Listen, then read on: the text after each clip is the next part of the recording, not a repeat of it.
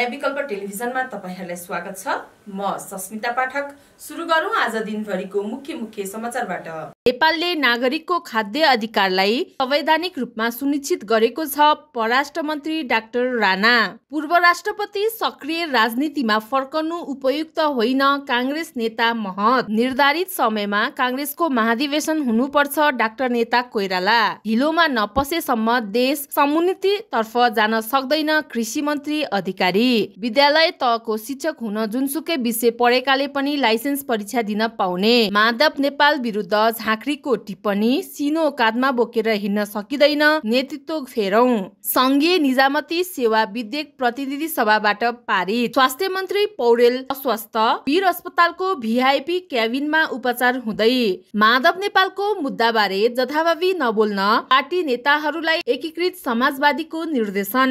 नेपालले बिक्री गर्छ दैनिक 12 करोड रुपियाँको बिजुली।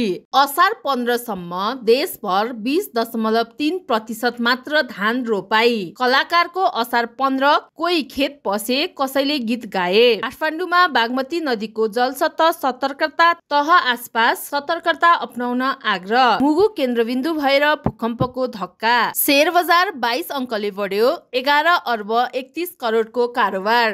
दर्शकबिन तपाईहरुलाई आजको समाचार कस्तो लाग्यो त कमेन्ट बक्समा गई कमेन्ट गर्नुहोला। साथै हाम्रो च्यानललाई सब्स्क्राइब गरी हामीलाई प्रोत्साहन गर्न नभुल्नुहोला। धन्यवाद।